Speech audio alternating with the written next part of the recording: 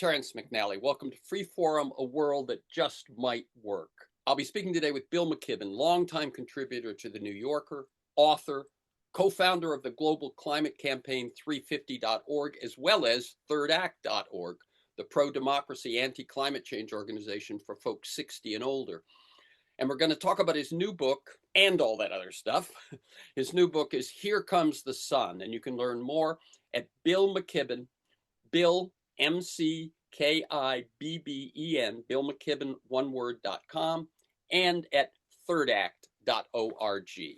On Freeform, we explore the lives, the work, the ideas of individuals that I suspect have pieces of the puzzle of a world that just might work.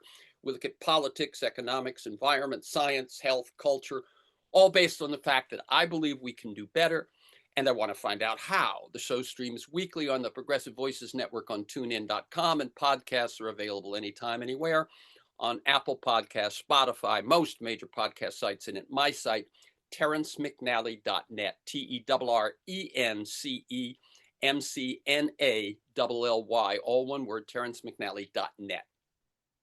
Jimmy Carter installed solar panels on the roof of the White House in 1979.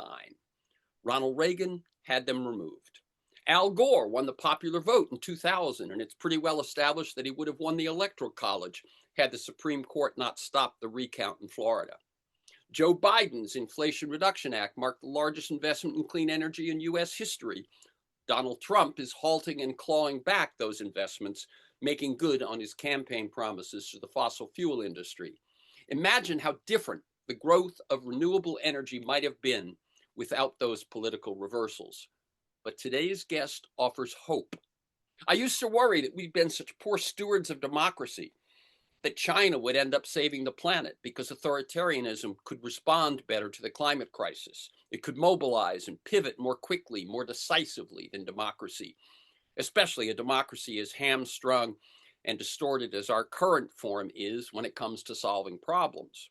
But events have overtaken that worry. Turns out we were such poor stewards of democracy that authoritarianism now rules here without China's concern for the future. But today's guest offers hope. For Christmas, 35 plus years ago, my younger brother gave me Bill McKibben's book, The End of Nature, the first mass audience book about climate change. What Bill McKibben has done in those 35 plus years is remarkable. His contributions regarding climate go beyond his 20 books and countless articles, though one in particular in Rolling Stone, 2012's Global Warming's Terrifying New Math, actually changed the way many looked at energy reserves and made the case for the fossil fuel divestment movement.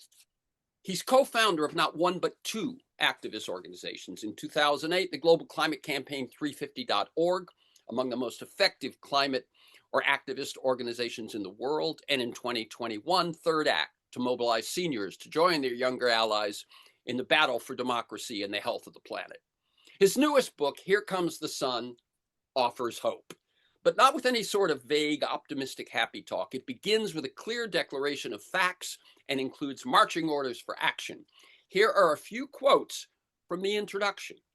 In the early part of the 2020s, we crossed an invisible line where the cost of producing energy from the sun dropped below the cost of fossil fuel. Beginning about the middle of 2023, the installation of a gigawatt's worth of solar panels is added on the planet every day. A gigawatt is about the output of a typical coal-fired power plant or nuclear reactor. 2024 was a breakout year in California. For parts of most days, the state could produce from renewable sources more than 100% of the electricity it used. Through mid-April 2025, California was using 44% less natural gas to make electricity than it had just 2 years earlier. In February 2025, the Rocky Mountain Institute reported that renewable energy was growing twice as fast in the developing world of the global south as in the developed world of the global north. In the first month of 2025, as Trump was taking office, the sun and wind combined made up 98% of the new generating capacity in the US. In a world where almost everything seems to be going wrong, this is the one big thing suddenly going right. And these are quotes from the introduction. I am willing to fight for it, and I hope you will be too. The march of history won't get us where we need to go fast enough. We need to force that march. So I say the need and the technology are here. Our job is to overcome the political opposition. In 2014, Bill McKibben was awarded the Right Livelihood Prize, sometimes called the Alternative Nobel. The Schumann Distinguished Scholar in Environmental Studies at Middlebury College and a Fellow of the American Academy of Arts and Sciences. As I said, he's a founder of 350.org and Third Act. He's written 20 books, including The End of Nature, the one I mentioned, Deep Economy, which I highly recommend, and his latest, Here Comes the Sun. Welcome again, Bill McKibben, to Freeform, a world that just might work. Well, friend, very good to be with you again, and that was a very fine introduction. You've stated very well what I'm trying to get across in this new book. Very good. And that thing that it doesn't shy away from the challenges, but the reality is what offers hope. Yeah, it's One doesn't have to squint or twist. There's, as I say, it's the reality that offers the hope. It's almost the claims against that reality that cause the problems. yes. We're definitely in a different world than we were for most of the fight over the climate, because for the first 35 years, that was, that was a world where fossil fuel was cheap and renewable energy was expensive. And so much of the work was to make fossil fuel more expensive. That's what carbon taxes were about. It's why we worked so hard on divestment to raise their cost of capital. It's why we tried to block the expansion of their facilities, things like the Keystone Pipeline. Now that's flipped. We live in a world where the cheapest way to make energy is to point a sheet of glass at the sun. And that means that the other side now is on the defensive. Now, of course, they continue to have lots of money to play with. And in our political system, especially, they're Mm-hmm. using that to try and hold off the economics of clean energy. But it's going to be more of a fight for them than it's been. And you can see that in the numbers happening all across the planet. Yep. I always ask folks a little bit about their path uh, before we jump into the issues of the day. And I'm going to ask you two questions about your path. One is how you work together and how you play between your role as author and your role as activist. That's kind of the big. And the second one is a very specific personal one to you, which is that as a young boy, you lived in the LA suburb of Altadena. Yes, I've lived in the LA suburb. My first memories are of a house in Altadena, and that house burned down on day two of the fires in January. Um, Obviously, not as big a problem for me as for the people who are living there now. Right. Nonetheless, unsettling to By the have. way, Bill, my editor of this podcast lost her house in the Altadena Yeah, fire. it's. I mean, it was an extraordinary tragedy, but of course, not unexpected. That's the world now that we've created. Um, so for me, this question of writing and activism is a really interesting one. As you said, I wrote the first book about all this stuff back in the 1980s when I was in my 20s. Mm. And for 10 or 12 years, I continued to just write and speak about all this um, on the theory that we were engaged in an argument and that if we won the argument, our leaders would do what was necessary, because why wouldn't they? This was the biggest problem humans had ever faced. About 10 or 12 years in, it really started to become clear to me that we'd conclusively won the argument. Scientists had not the slightest doubt about what was going on, but we were losing the fight, because the fight wasn't about data and reason and evidence. The fight was about what fights are usually about: money and power. Mm-hmm. And the other side, in this case, the fossil fuel industry, had enough money and power that they could lose the argument, but their business model would roll on unaffected. And so it was at that point that I began sort of figuring out that we needed to accrue some power ourselves. Lacking the billions of dollars that's the source of big oil's clout, we had to turn to the only other thing, people. That's what it's kind of the history of movement building is about, a way for the small and the many to stand up to the mighty and the few. And that's when we started forming, say, 350.org. Now, I've always been completely a volunteer in that work, at 350 and at Third Act. Never taken a penny from them, and just the opposite, in fact. Um, um, but it's been where probably most of my hours have been invested for the last couple of decades. Uh, um, and it's because that was we needed both these things, the argument and the fight, in order to have some hope of getting done what needs doing. Let me ask you a crazy question, which is that young author um, who got together, I believe, with some students from Middlebury near your home Mhm. um, to start 350. Did you have any imagine how I'd have to say successful? Sure, the fight is still going on, but how huge it became and how much of an entity it is and how it would even lead you to third act. I mean, was that within your imagination? Um, No, we had literally no idea what we were doing. As I say, I'm not an activist by uh, experience or training or anything. And the people I was working with were all 19. So, so we had no idea. But we had uh, probably some beginner's luck.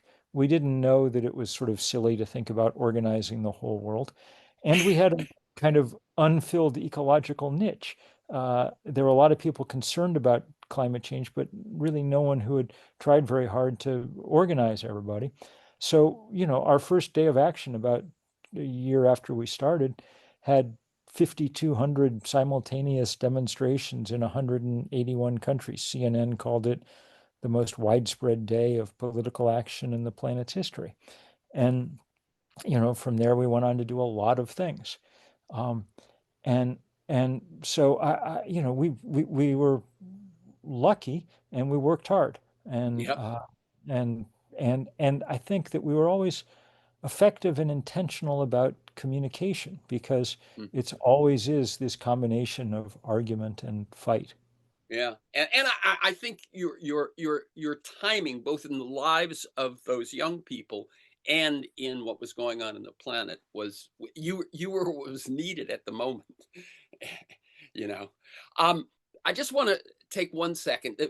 As I said, the new book and your own life experience offers a hopeful vision of the new realities in energy, what's possible, what's necessary, and so on. But to set the context, I think one has to reckon with the Trump administration in the United States. And so, just if you would, your assessment of the impact of Trump 2.0, because one thing I want to mention I've mentioned, but I want to emphasize to listeners is that Third Act, the new organization, chose from its very start to focus both on democracy and climate. It is not simply a climate organization. And since it was started in 21, and since Trump's return to office, it clearly has to put a certain amount of its energy into that democracy work. And let me mention one thing also, which is that I am active with the local chapter, Third Act SoCal. I help write the newsletter every week. And anyone, we're not just talking about, oh, this is some abstract thing this is Bill's new thing. This is something that if you're over 60, I couldn't encourage you more to get involved. So just sort of that perspective on what Trump Sure. 2.0 means to everything we're fighting for. Sure. And first of all, so many thanks to you and everyone else at Hard at Work on Third Act. It's really been an extraordinary pleasure to watch this community now of about 100,000 people cohere over a couple of years. Um, Look, I think this is the darkest moment for our country in my lifetime by a large margin. I think we're watching our democracy flicker and falter. And we're very engaged in that work. At Third Act, we, this shows you how difficult things are. We were very cheered last week when Stephen Miller, the president's sidekick, gave a press briefing about boasting about their efforts to militarily pacify our nation's capital, an ugly and repugnant effort. He said, it's all going great, except there's all these elderly hippies out in the streets protesting us, and they should go home and take a nap. Um, and this, of course, thrilled everybody at Third Act. This is exactly what we want. And people have been making great videos and things. I think these questions of energy and democracy are deeply bound up in lots of ways that we can talk about. But suffice it to say that we think it's a, that we think it's absolutely crucial to defend democracy at every turn, at the ballot box, where we do a lot of work on voting rights, on and on and on. But we also are convinced that winning on renewable energy will help with that a lot. Um, if you think about the grotesque inequality that dominates our country and in many ways our world now, uh, a lot of it began with John D. Rockefeller, who figured out that it was if you could control these scarce reserves of a rare resource, you could end up in the catbird seat. And everybody who's followed has borne this out. I mean, the Koch brothers have been our biggest oil and gas barons for decades now, controlling more refining capacity and pipeline capacity than anyone else. And they've used their winnings to, rot out the pillars of our democracy. If you wonder why it's been so easy for Trump to kick them over, it's because they've been eaten away over the years by precisely those guys. Right, and the Um, point you're making specifically about the Kochs, I'm cutting in here, is their activity is not just about the fossil fuel industry. exactly. It's Their about their democracy in general. activity, for anyone who's been following it, is for minority rule, and the minority being them and their fossil fuel buddies, but it stretches across every facet of our lives. Exactly right. And and you see the same thing, around the world. I mean, who's Vladimir Putin? He's the biggest oil and gas baron of Europe, and he's using his winnings to launch a land war and aggressive territorial expansion in Europe in the 21st century. Um, we would be infinitely better off in a very different place if we could rely on locally produced energy all over the world. Think about how different the politics of America and the geopolitics of the planet would have been over the last 70 years if oil was of trivial value. Um, um, think of the wars and coups and assassination plots and terrorist acts and things that would have been avoided. Um, that's the legacy we can leave for the future if we're able to make this transition. So right now, one of the big projects that Third Act, and now we've talked many others into joining, are working on is this thing called Sunday, Mm-hmm. set for the autumnal equinox, September 21st, which will be a day of, well, there's hundreds and hundreds of events in every corner of the country.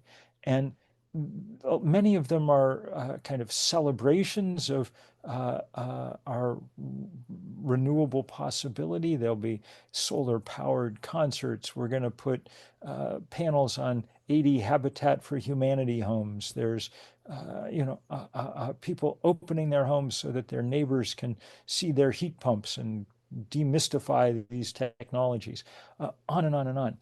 Um, and some very concrete steps that we'll talk about to kind of change laws around solar in states and localities. But the biggest goal here, I think, is simply to take clean energy out of the category of alternative energy, which is what we've called it for 40 years, and let people understand that it is the obvious, straightforward, common sense way to power the future. By the way, you make one great comparison or metaphor that I think people can handle, which is that we still treat renewable energy like it's Whole Foods. That's right. Nice, nice but pricey. It's really the Costco now of That's energy. right.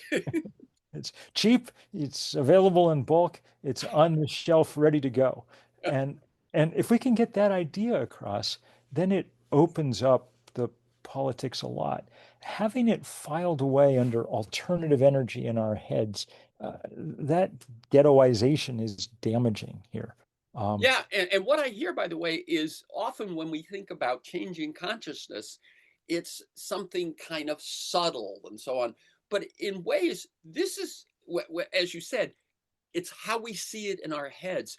Changing consciousness in this regard is merely saying, look, this is the new reality. It's you don't have to go through some mystical experience. This is reality that perhaps you, the media, your politicians haven't caught up with.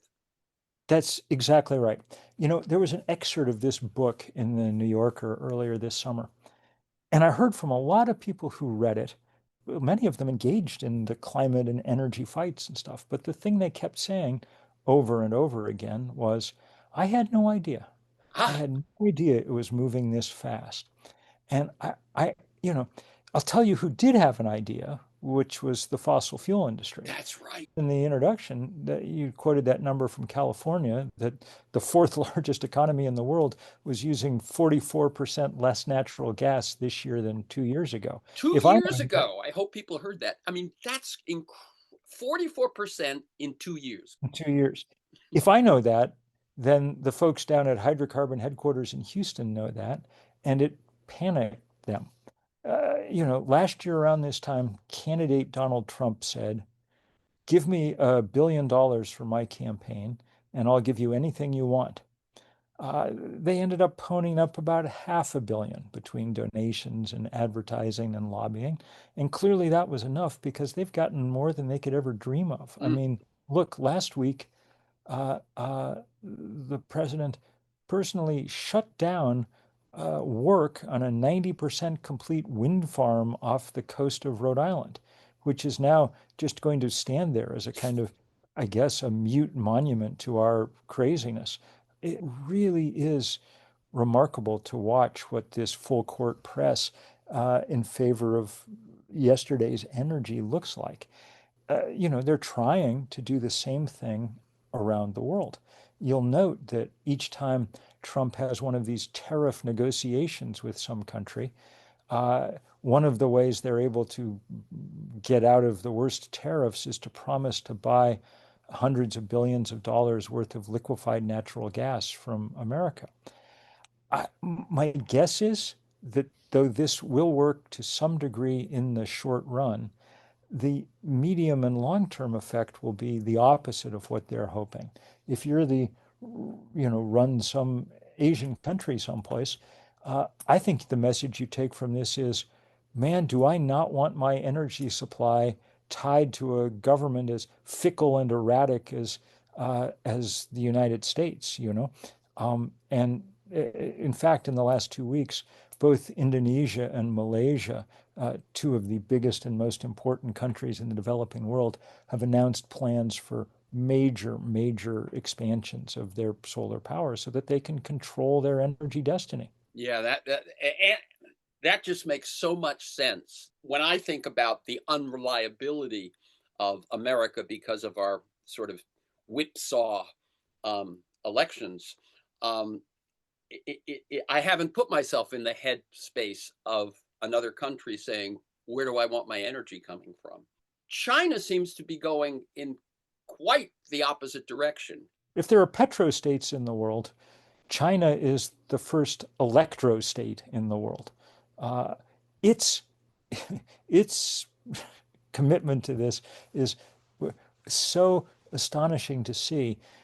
In May, which is the last month for which we have numbers, the Chinese were building 3 gigawatts of solar a day. Now, a gigawatt, as you said earlier, is the equivalent of a coal-fired power plant. That means they were putting up the solar equivalent of a coal-fired power plant every 8 hours. Um, they're building out huge quantities of clean energy and their carbon emissions are dropping. Probably just as important, they're busily building the technologies that rely on and make use of that clean energy. A perfect example is the EV. You and I grew up thinking of Detroit as the center of the automotive industry, um, but that is no longer the case. The most important car cities in the world are now 2 or 3 cities in China whose names I have trouble pronouncing, but they are producing the cheapest and best cars on the planet. You can get a very good EV for 10 grand in China at this point. As a result, they're now dominating the export market to the developing world. They'd be dominating the export market to the United States too, except that we put 100% tariff on it. But, can you think of a few people who wouldn't mind buying a $10,000 EV Oh in my Yukon? God. Um, And when you say that 100% tariff, that is specifically at the electric vehicles, correct? yes, yeah, yeah. I mean, basically, we don't even let them in, at any Yeah. tariff. And but they now own the auto market in the developing world. And I would Uh, say, by the way, I went to a panel on sustainability in LA County, and they were bragging about the amount of electric buses they had. mhm. They did not mention that all of those electric buses were from China. Yes, and 95% of the electric buses on the road are in the world are in China. I mean, Yeah. so it's actually so interesting. If, 5 or 6 years ago, our perception of Chinese cities was that they were just absolutely choking on Mm-hmm. smog. Now the air is much, much clearer and they're almost eerily quiet because so many of the Oh, cars are electric. It's really remarkable the kind of change that has happened there. And as an American, I confess that it um, um, annoys me at some deep level. This stuff was all invented in the US. I mean, we right. we invented the solar cell in Edison, New Jersey, in 1954. We invented the lithium ion battery and now the Chinese are, it's not that they're eating our lunch. We set we sent a crew of waiters in red caps over to China to serve our lunch to them. It could not be more preposterous what we're doing.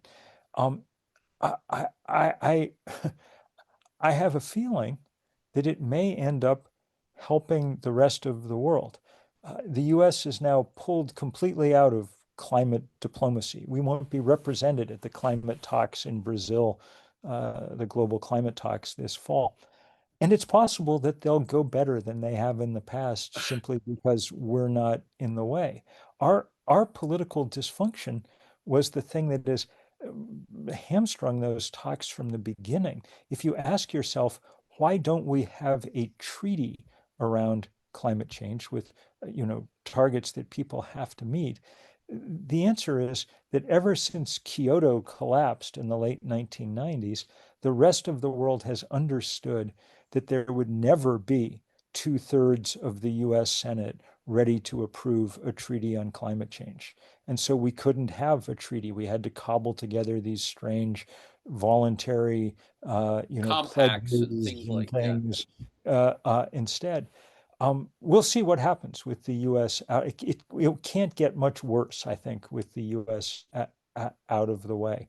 But it is astonishing for our country that prided itself on its technological leadership and that imagined itself to be the dynamic economic force, to see ourselves literally shutting down wind farms because some combination of the fossil fuel industry paid a lot of money to our to campaign funds, and our weird president has a particular personal tick about wind power dating from his experiences owning golf courses on the Scottish coast.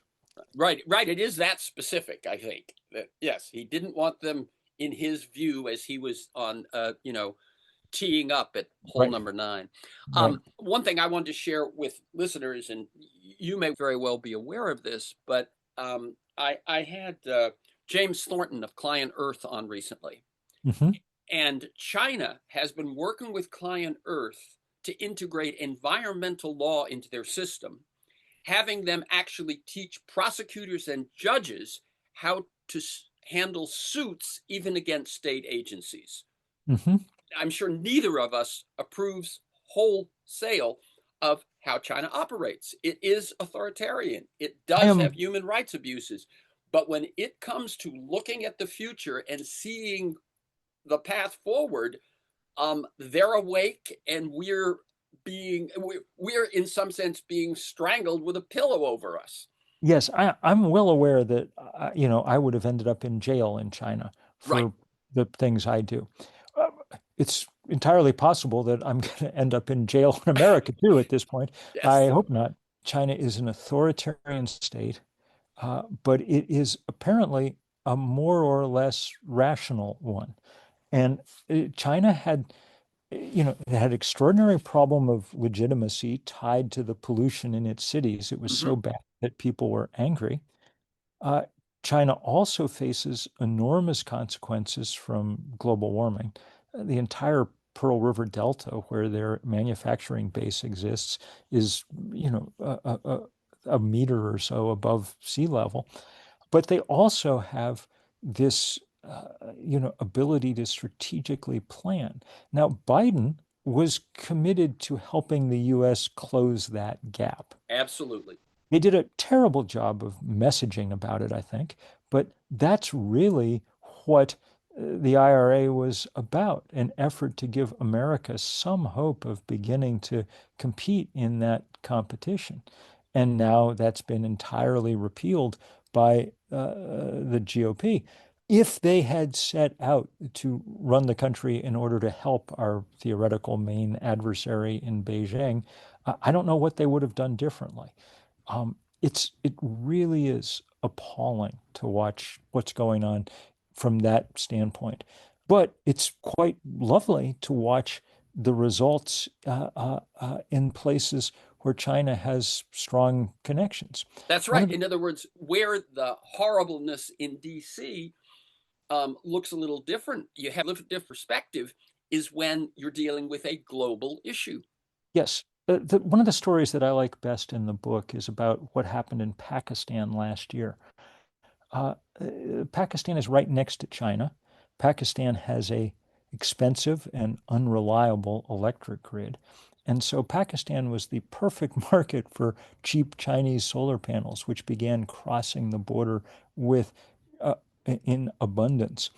Um, Individual Pakistanis, not the government, just started buying them left and right. And then they went on TikTok to look at the videos with Hindustani music in the background, explaining how to put them up. And they did put them up.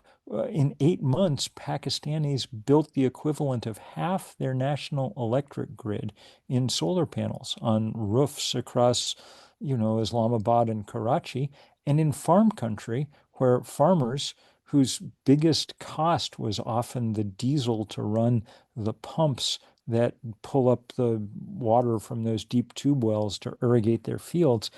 They were early adopters. They often lacked the funds to put solar panels on the metal stanchions that we're used to seeing. They just laid them flat on the ground. But within a year, Pakistan had cut its use of diesel fuel by 35%. This same trend now seems to be playing out across much of Africa, any place where China has good trade ties. And those solar panels are just ending up in people's hands all over the place. I've been writing a little bit about this recently. I think you can make a decent argument that the most important climate policy the world could have you could almost shut down the climate talks and things and just say, we're going to spend the money to keep China's solar panel factories operating around the clock. We're going to buy those panels as they come out the factory door, and they're very cheap. And we're just going to give them away. We're going to put piles of them on every wharf and railroad siding on planet Earth and let people come and take them away and do with them what they will. Given the Pakistani example, I have a feeling that that would probably more quickly than anything else decarbonize much of the world's economy. And let me just ask you to, because I'm not sure of the exact numbers, but if people think that you're talking about Pakistan and that's a small country somewhere over there, Pakistan has a population of, do you know? It's It's yeah, it's big. It's over 100 million. over 100 It's million. and, Exactly. and This is a major country, and you said that in 8 months they. they half the electric grid, half the equivalent of half the electric grid. Yeah, I and sometimes have to stop people and say, listen to those numbers. yeah, you know. it's really remarkable, and it's beautiful. And what it means, by the way, is not in that case. In other words, we were talking about the central planning in China with its view of the future. And one thing I must say is that what James Thornton told me was that what China sort of confessed to him was that they felt their first duty was to move millions out of poverty, and they did that. Yep, But then once they had done that, then they realized they had to help the health of yep. their people, and Well, and then they shifted to this. But what I was going to say is that it sounds like where China, a lot of central planning. In Pakistan, it was they made them available, and y- and the hunger was there. yes, exactly right. What's beautiful in Africa, especially as this is playing out, is that there are 700 million people on that continent who don't have electricity at the moment. And they're never going to get it from the standard electric grid. Fossil fuel has had 250 years to figure out how to reach village Africa, and it never did because there wasn't money to be made doing it, really. The UN says more than 90% of people who get power in the next 40 years for the first time will be getting it from solar panels. And that seems to be happening with extraordinary speed. I've been in large parts of rural Africa, both east and west, watching this play out. And it's really staggering to see a village that gets its own microgrid and for the first time has access to, say, refrigeration, where there's really never been anything cold before. The first thing they want to do is refrigerate vaccines because people in Africa are Mm, not idiots like us and understand the importance of vaccines. But the second thing they want is to have some cold water or some ice cream because it's hot as hell there. Um, and and so there's great beauty to this story too. And there's beauty. I don't want to overemphasize this. It's not, I guess, the center of the story, but there's just beauty in the idea of turning to the heaven instead of hell for one's energy supply. Uh, you know, Humans are deeply connected to the sun. We get seasonal affective depression that's uh, right. if we don't get enough of it. The sun already provides us with light and with warmth, and via photosynthesis with our food supply. Now it's prepared to offer us all the power we could ever have. Um, I think that's kind of kind of beautiful. I stole the title of the book, obviously, from George Harrison, and I was moved to find when I went to investigate that on Spotify, "Here Comes the Sun" is by far the most streamed song in the Beatles catalog, twice as often as "Hey Jude" or "Let It Be" or whatever. And I think it's just because that gentle and optimistic ballad has a kind of connection to our moment when we are in despair about so much. But this is the one thing that offers us a kind of new possibility to deal with the climate, but also a new possibility to deal with how we've organized our societies and the wealth and power within them. Yes. I want to let me just tell people this is free forum, a world that just might work. I'm Terrence McNally, speaking with Bill McKibben, longtime contributor to New Yorker, author of 20 books, co-founder of the of 350.org and thirdact.org. And we're talking about the state of things and his new book, Here Comes the Sun. You can learn more at Bill McKibben, Bill, and then McKibben, all one word, BillMcKibben.com, and thirdact.org. That thing about the song, I think, is, I'm guessing, there are people who aren't making the leap to, wouldn't it be good to have a solar panel? But merely the fact that in a time of darkness, in a time of bad news, that the expression of good news is here comes the sun, speaks to what you were saying about our spiritual relationship to the sun. Yeah, I think there's very much something there. One of the things that got me writing this book was that last fall in New England, where I live, we had a full eclipse of the sun. Mm. And it was the biggest day in the year in Vermont, biggest traffic jams in the state's history, I think. People crowded in from all over the East to come watch. But everybody was in a great mood the whole time. I was on the quad at Middlebury College where I teach, and there were 1,500 kids there, and they put down their phones. Um, And um, it was it was beautiful to watch. And I think it's because we really do have this deep, deep connection to our local star. Um, it's one of the things that I like about this. This would all make complete economic sense and whatever if it was something else. But the fact that it's the sun and the wind is just another form of solar power. I mean, the sun heats the earth differentially, producing the winds that turn those turbines. The fact that it's the sun and the wind that we can rely on is gorgeous, and and and I think gorgeous in its political implications. Every community and every country and every individual really it has access to some sun and some wind. That's very different. Not many of us own an oil well. mm-hmm. None of us are going to build a gas-fired power plant on the balcony of our apartment. Um, this is a whole different thing. Yeah, and I think one of the things you talk about in the book is to just build on what you were just saying, is that the kind of power that the fossil fuel industry has, the kind of wealth and power and political power that it has, is completely dependent on our dependence on its centralized control of our energy.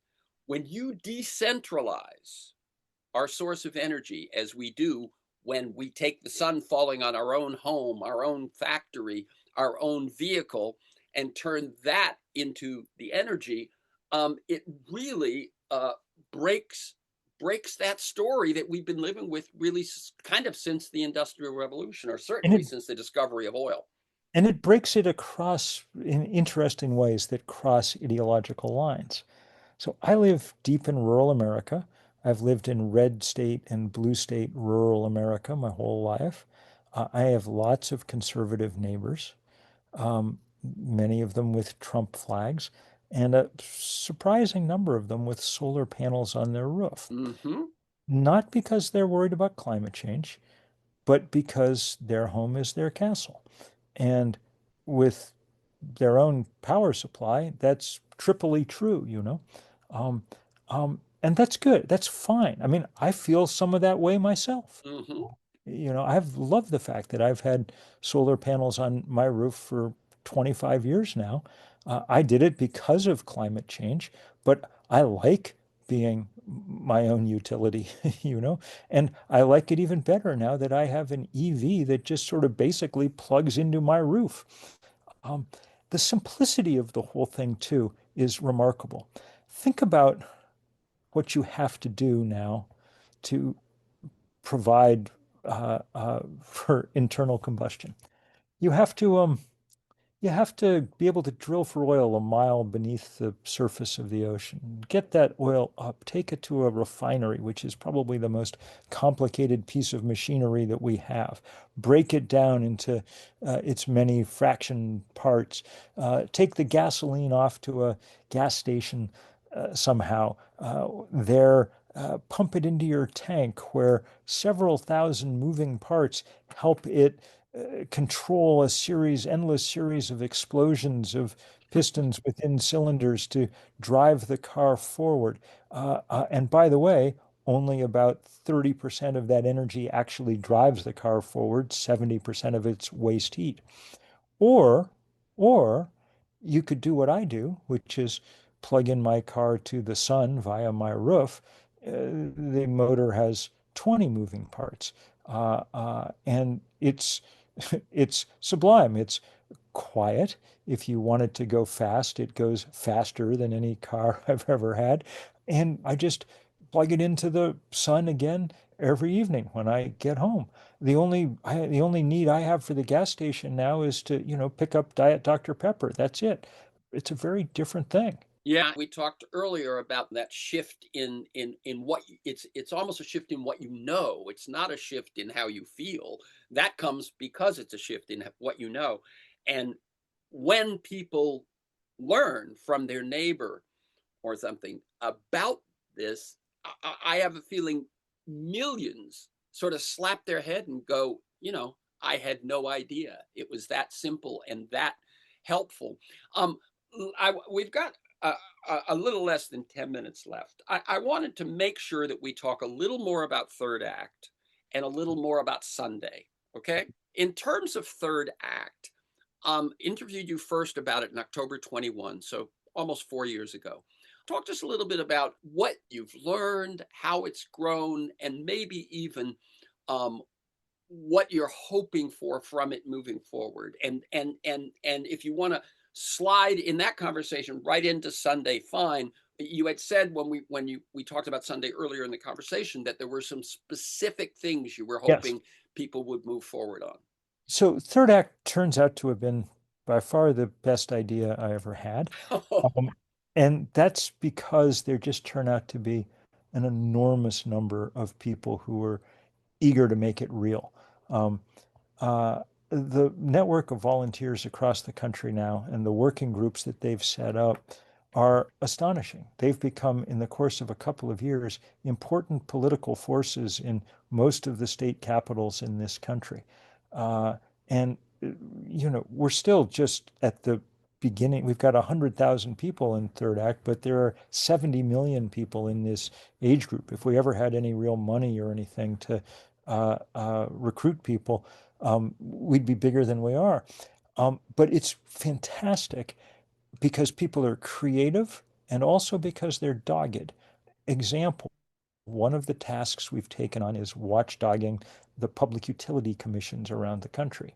These are extremely important. They're where we set energy and utility policy, but they're protected by a force field of their own boringness.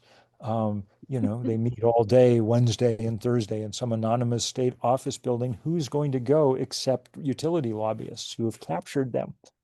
But it turns out that, retired people can be are eager to help and can be trained easily to do this kind of work, to show up with a basket of knitting or a crossword puzzle book and to witness and give testimony and pay attention and organize around it.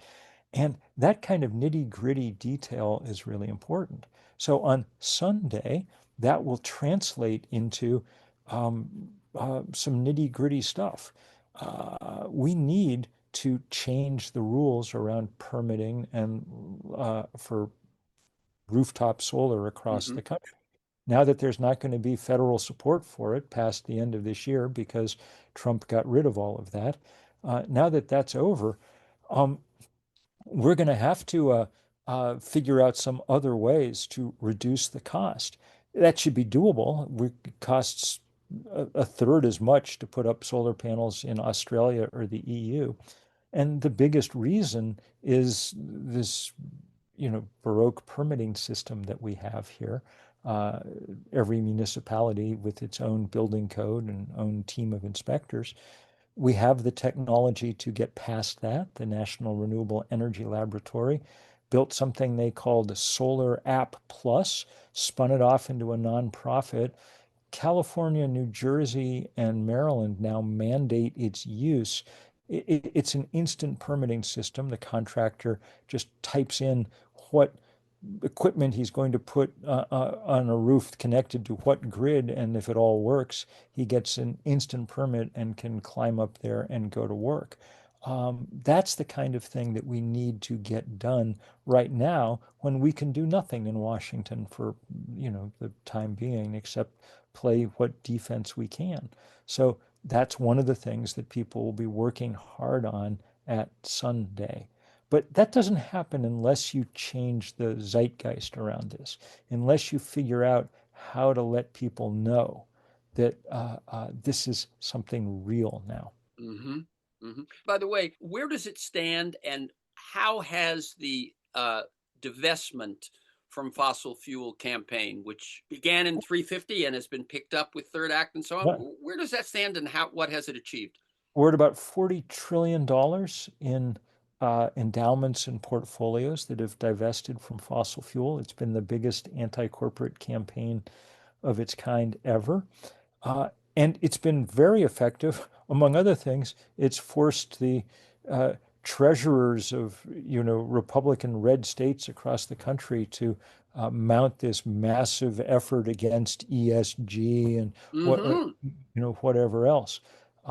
I think it's probably played most of the role that it's going to play at this point, although it will come back strong in the years ahead, especially as really big pension funds begin to figure out that they're far better off getting out of fossil fuel. And we're actually seeing on Wall Street, despite everything Trump is doing, a move in the direction of green energy for financial institutions now, just because they can read the same math that you and I have been trading back and forth here. That's right, and they have to. Um, uh, if you have that hard stop at one, I've got to let you go. If you have 3 more minutes, I'll ask I've you got two more 3 more minutes. questions. Yep, you ask away. Okay.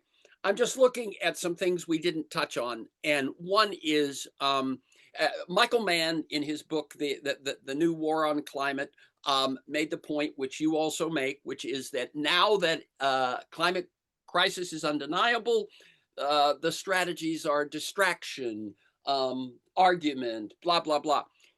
One of them is we don't have the land, we don't have the minerals. Yeah, and it turns out that if you're worried about minerals and mining, it takes far fewer of them to run a renewable energy economy. And if you think about it for 30 seconds, you figure out why. You get some lithium, you have to mine it, and we should mine it responsibly. But once you've got it, you put it in a battery where it sits for 25 years doing its thing. And now we know how to recycle the lithium out of the batteries, and it's valuable enough that we do it.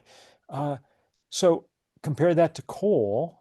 You mine some of that, and then you set it on fire, and you have to mine some more tomorrow. The Rocky Mountain Institute estimated that all the minerals we'd need for the battery transition by 2050 added up to less than the amount of mining we did for coal last year.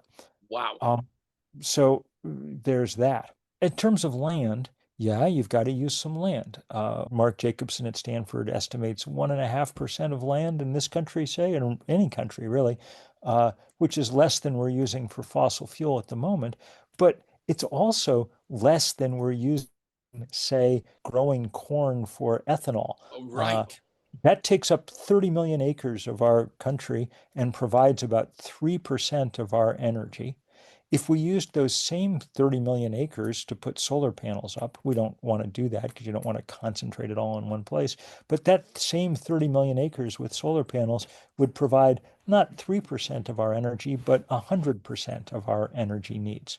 I think that people should get over their allergy to looking at solar panels and wind turbines and appreciate them for what they are and appreciate them for the fact that, you know, uh, not only do they provide, say, a lot more energy than a cornfield, they also do it without requiring huge doses of nitrogen and phosphorus to make them work. You don't have to strafe them with pesticides and herbicides. And indeed, a solar farm is only half solar panels. There's all that space between the rows where this whole new field of agrivoltaics has now developed as people begin to understand how to make economic use of shade, a valuable commodity in an overheated world. I just saw the latest numbers from a series of trials in French vineyards. Yields for some grapes were up 60% when they were grown in and amongst solar panels. I think that this is, there are very few real downsides here. I think this is a huge possibility for human creativity to come to the fore and escape the kind of monoculture agriculture and the mono fuel, Yeah, monoculture that is fossil fuel, and to literally let 1,000 flowers bloom in right. solar farms across the world. And before the very last word, I just want you to give us a quick update on batteries because I learned in your book how far along we've come because that seemed to me to be another thing they were Yep. saying was an obstacle. It's going down in price just as fast as solar panels and wind turbines. Uh, you know, we have huge batteries now running not even on lithium, running on sodium, on salt, the Sodium. fifth most common element in the Earth's crust. Um, Basically, the sun no longer really sets because those batteries soak up that excess sunshine all afternoon and then they go to work.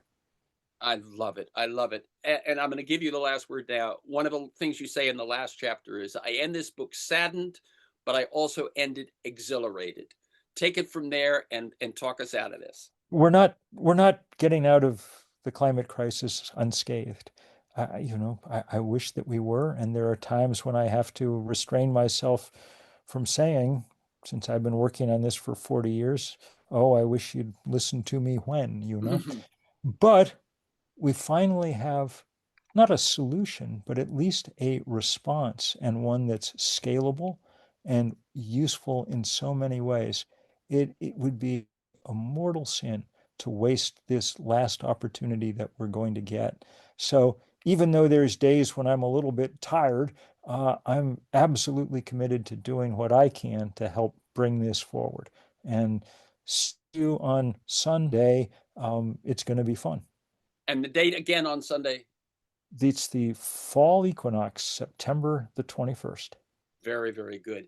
Uh, Thank you, Bill McKibben, for Thank you, all man. you've What a done, pleasure. for all you're doing, Absolutely.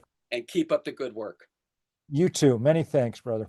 So, again, the new book is Here Comes the Sun. The new organization is thirdact.org. Sunday is September 21st. Learn more at Bill McKibben, BILLMCKIBBEN, Bill McKibben, all one word.com, and thirdact, one word.org. For this conversation and many other interviews and articles, to join me in pursuit of a world that just might work, go to terrencemcnally.net or aworldthatjustmightwork.com. Aworldthatjustmightwork.com. They're the same website.